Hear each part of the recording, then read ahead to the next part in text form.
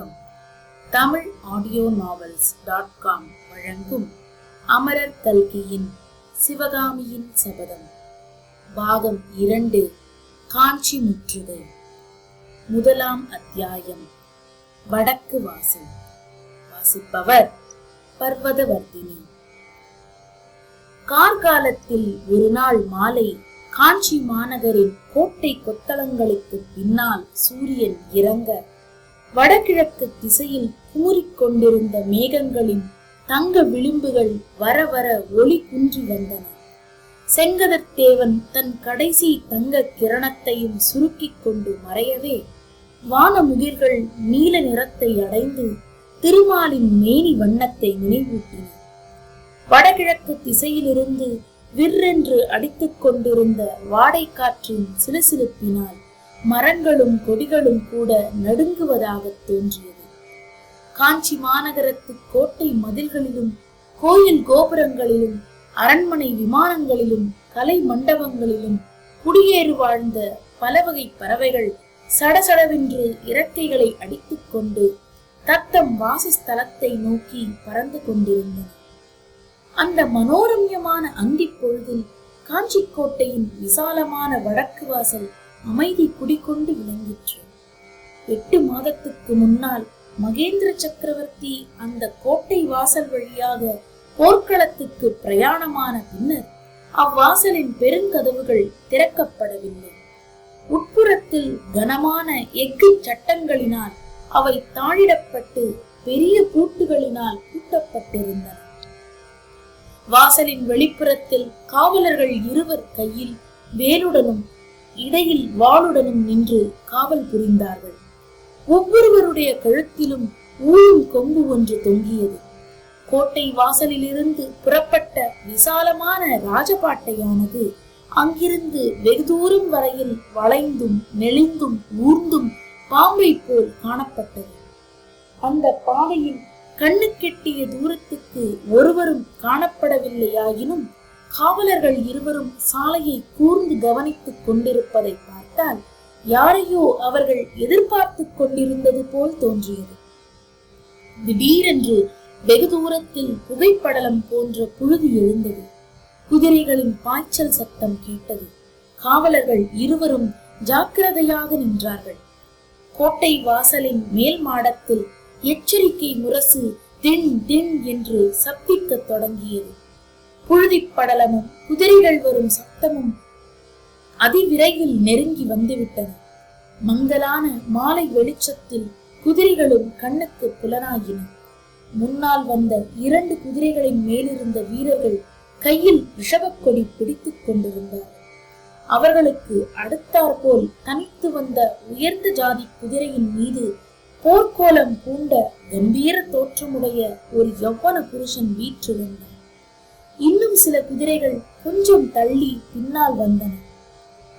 கோட்டை வாசலுக்கு சற்று அப்பால் அகழிப்பாலத்தின் அக்கறையில் எல்லா குதிரைகளும் நின்றன. முன்னால் கொடிபிடித்து வந்த 2 ஒருவன், காஞ்சி மாநகர் கோட்டையின் வீர தளபதி பரஞ்சோதியார் வருகிறார், கோட்டை கதவை திறவுங்கள் என்று கூவினார். இன்னொருவனும் அவ்வாறே திரும்ப கூவினார், தளபதி பரஞ்சோதி வாழ்க வாழ்க என்று பற்பல குரல்கள் சேர்ந்து கோஷித்தன. கோட்டை காவலர் 2 விரைவாக நடந்து முன்னால் வந்தார்கள்.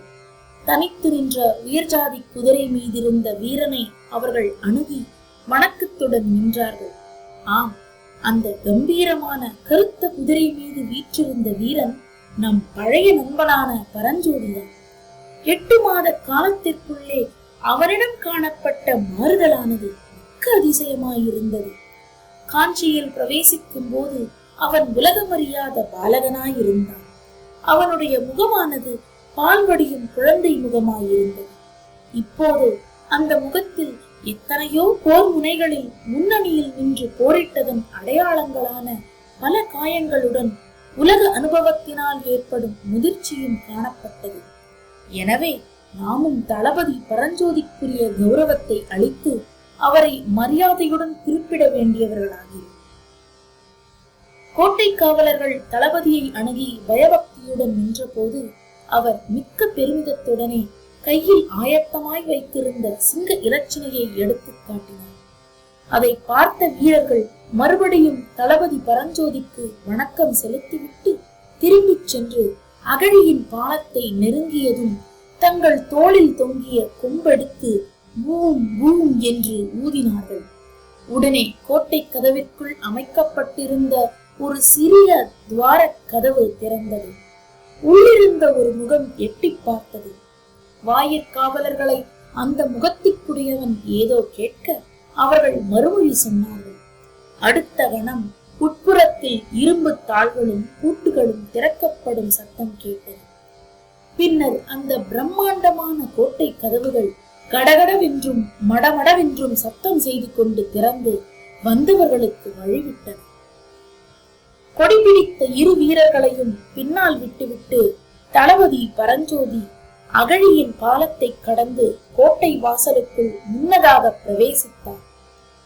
முன் கோட்டை வாசலுக்கு ஏறக்குறைய 200 அடி தூரத்துக்கு அப்பால் இரண்டாவது சிறு வாசல் ஒன்று காணப்பட்டது.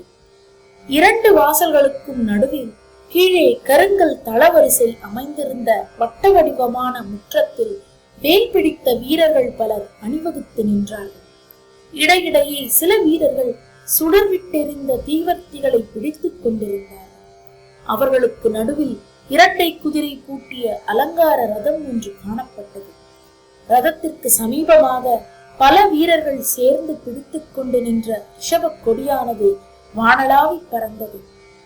திறந்த கோட்டை வாசல் வழியாக குபுகுபுவென்று புகுந்து அடித்த வாடை காற்றில் அந்த கொடி சடசடவென்று சப்தித்துக் கொண்டு ஆடியதானது புதிய கோட்டை தளபதிக்கு உற்சாகமாக வரவேற்பு கூறுவது போல் இருந்தது. ரதத்தில் குமார சக்கரவர்த்தி மாமல்ல நரசிம்மர் வீற்றிருந்தார். ரத சாரதி கண்ணபிரான் குதிரைகளின் கடிவாளங்களை இழுத்து பிடித்துக் கொண்டு கீழே பூமியில் நின்றார்.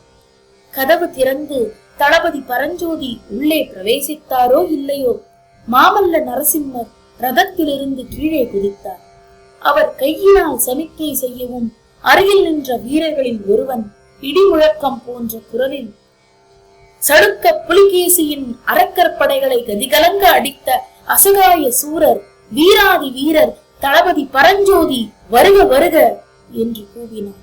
அவருடைய குரலின் பிரதிப்பனியை போல தளபதி பரஞ்சோதி வருக வருக என்று 100கணக்கான வீரர்களின் குரல்கள் கோஷித்த சத்தம் வானை அளாவிற்று.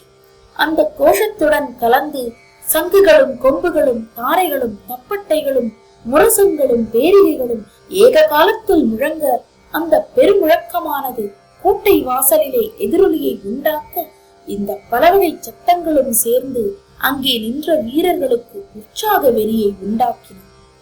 இத்தகைய வரவேற்பை பரஞ்சோதி சற்றும் எதிர்பார்க்கவில்லை என்பது அவருடைய முக பாவத்திலிருந்து நன்கு தெரிந்தது. சட்டென்று குதிரை மீதிருந்து அவர் தரையில் குதித்து ரதத்தின் அருகில் குமார சக்கரவர்த்தி நின்ற இடத்தை அணுகினார். தரையிலே விழுந்து நமஸ்கரித்து குமார சக்கரவர்த்திக்கு வணக்கம் செலுத்த விரும்பிய பரஞ்சோதியை மாமல்ல நரசிம்மர் தடுத்து 2 கரங்களாலும் அணைத்துக் கொண்டார். சற்று நேரம் வரையில் இருவராலும் ஒன்றுமே பேச முடியவில்லை. முதலில் குமார சக்கரவர்த்தி தான் பேசினார். தளபதி, நாளெல்லாம் நிற்காமல் பிரயாணம் செய்து வந்தீர் போலும் களைப்பு காரணமாக உம்மால் பேசவே முடியவில்லை. பிரபு, நான் பேச முடியாமல் இருப்பதற்கு காரணம் களைப்பு அல்ல, தங்களுடைய அளவில்லா அன்புதான் காரணம். கோட்டை வாசலுக்கு வந்து என்னை எதிர்கொள்வீர்கள் என்று நினைக்கவில்லை.